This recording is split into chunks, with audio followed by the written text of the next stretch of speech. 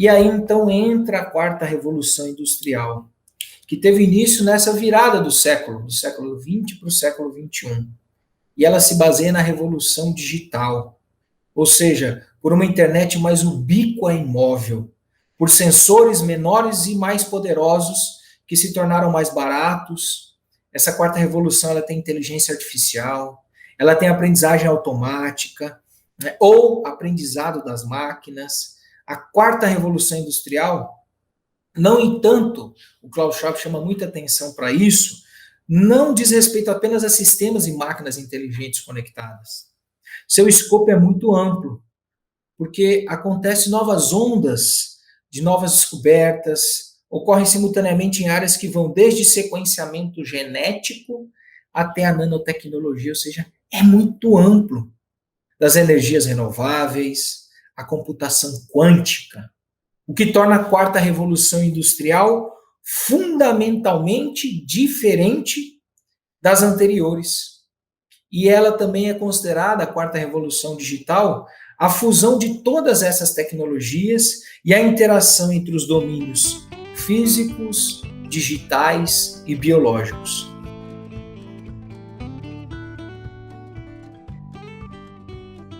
Na produção, nesse avanço na quarta revolução industrial, pensando em como que a gente pode, e o nosso papel enquanto universidade, de diminuir essas desigualdades em relação a essa quarta revolução industrial, que está aí, está acontecendo de forma rápida, de forma dinâmica. Com a pandemia, isso acelerou mais ainda, né, esse processo de isolamento, esse processo de mudança de comportamento, da dinâmica das pessoas, né, transformou essa vida, acelerou esse processo de vida digital.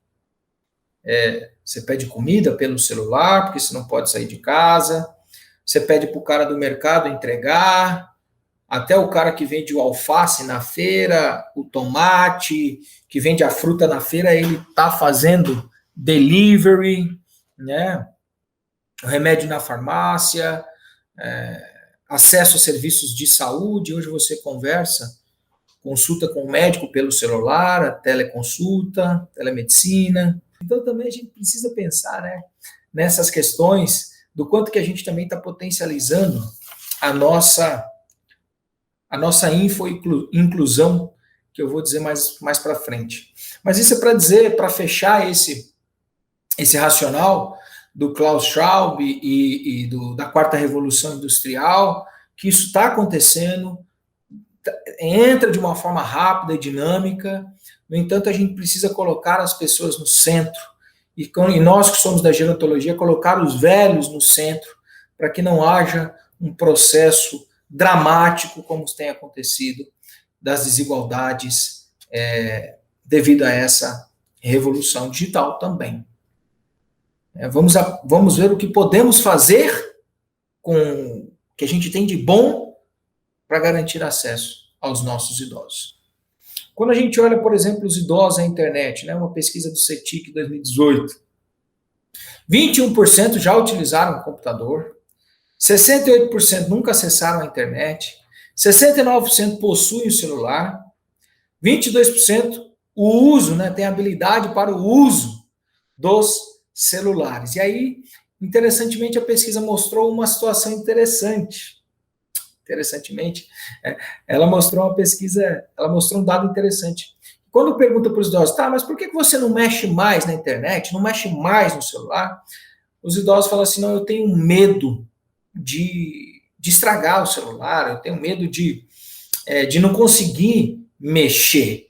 Então, quando a gente pensar em programas de inclusão digital, a gente não só tem que pensar nos conteúdos, mas a gente tem que pensar na estratégia de superação de medo dos nossos idosos para maior. Com essa virada do milênio, né, século XX e século XXI, e primeiro trazendo essa união, né, a colaboração, e aí eu coloquei ali precisa ficar bem claro, que a gerontecnologia é um campo interdisciplinar que junta duas grandes áreas de conhecimento, que é a gerontologia e a tecnologia, tá?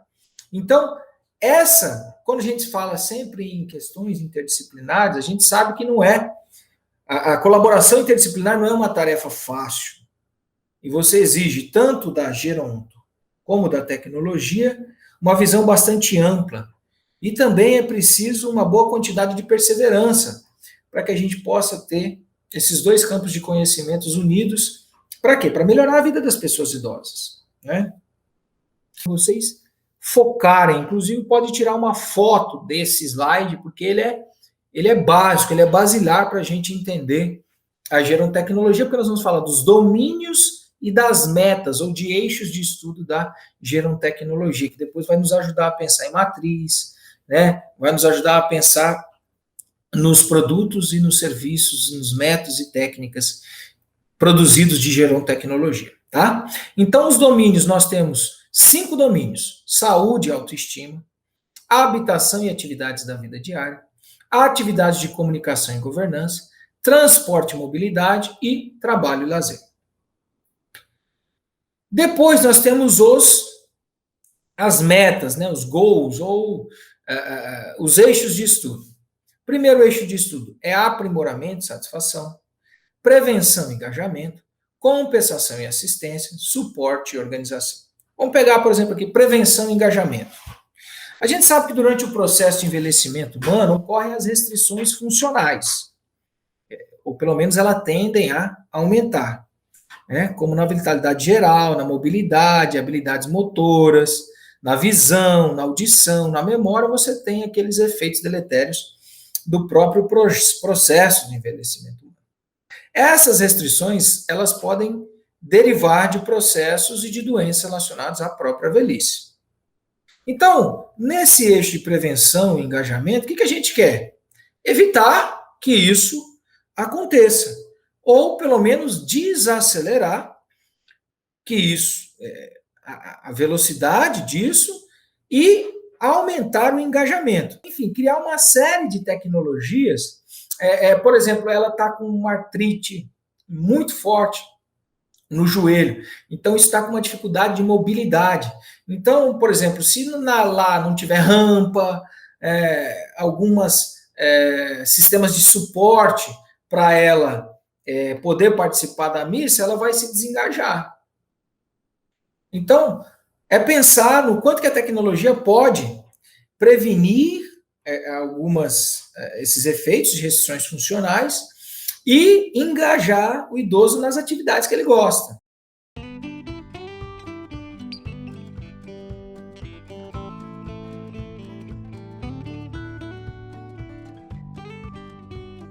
O acesso à tecnologia ao idoso, eu garanto autonomia e independência? Não. Possibilitar que o equipamento tecnológico, né, possibilitar o acesso ao equipamento tecnológico, não quer dizer que eu estou digitalmente incluindo os idosos.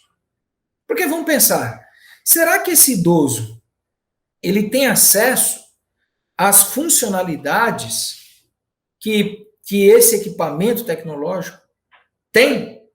Às vezes nós mesmos, nós não temos os domínios, o domínio total das funcionalidades do nosso celular. A cada hora que eu abro, parece que é uma coisa, é um aplicativo novo, é uma função nova, é uma versão, um software novo, é uma coisa nova. Imagina o idoso, então. Por que eu estou dizendo isso? Porque é preciso, então, pensarmos que a gente não só precisa garantir acesso, possibilitar o acesso ao equipamento tecnológico, mas a gente precisa garantir que o idoso tenha habilidades suficientes para garantir o acesso a essas funções do celular, do tablet, do notebook, dos programas, enfim, várias outras questões. Se a gente for pensar também, por exemplo, na gerontecnologia, nesse momento da pandemia, Então, esse é um artigo do Ke Chen, que saiu ano passado.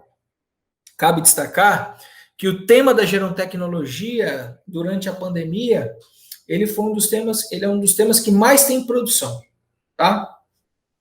E aí só fazendo um parênteses, né, para esse momento em que nós estamos aqui e que muito do que a pandemia trouxe, que a pandemia trouxe de necessidade e de uso das tecnologias, muito isso vai ficar no nosso dia a dia, né? Então, aqui é pensar esse texto, ele pensa no uso da tecnologia, né, como assistência para os idosos durante a pandemia. E aqui alguns tópicos que eu peguei do artigo e trago para vocês, né? Que então ele fala, olha, que com a pandemia a gente começou com a questão da pandemia, com a questão do isolamento social, principalmente o isolamento social mais forte nos idosos. Isso gerou o maior uso das plataformas, tais como então o WhatsApp, o FaceTime, né? Os velhinhos adoram ligar de FaceTime, o Zoom, o WeChat, entre outras plataformas de, de comunicação tecnológica, né? E é importante destacar que essas ferramentas, a literatura científica, elas mostram que essas ferramentas, elas têm eficácia para a redução na solidão. Também nós temos, né, a internet das coisas, seja ela formal, informal, para os cuidados que podem ser alertados para mudar esse estado de saúde. Então, por exemplo, nós temos, como eu disse, os relógios inteligentes hoje, os celulares inteligentes que já monitoram todo esse status de saúde das pessoas, né? Por exemplo, nós temos, por exemplo, no celular, você já consegue medir, por exemplo, a quantidade de passos que você faz no dia. Tem aplicativos para isso. A quantidade de sono que você dorme à noite, o seu nível de estresse, o quanto que você come ou deixa de comer. Então a gente já consegue, por meio da internet das coisas, esse maior também cuidado, né? E os indivíduos, só que a gente tem essa, como eu disse lá no início, não é uma realidade que atende a todas as pessoas idosas, né? E acorda a história sempre para o lado mais fraco. Então, os idosos com baixa educação, com menor renda, são os que possuem maior desvantagem, né, nessa divisão digital existente.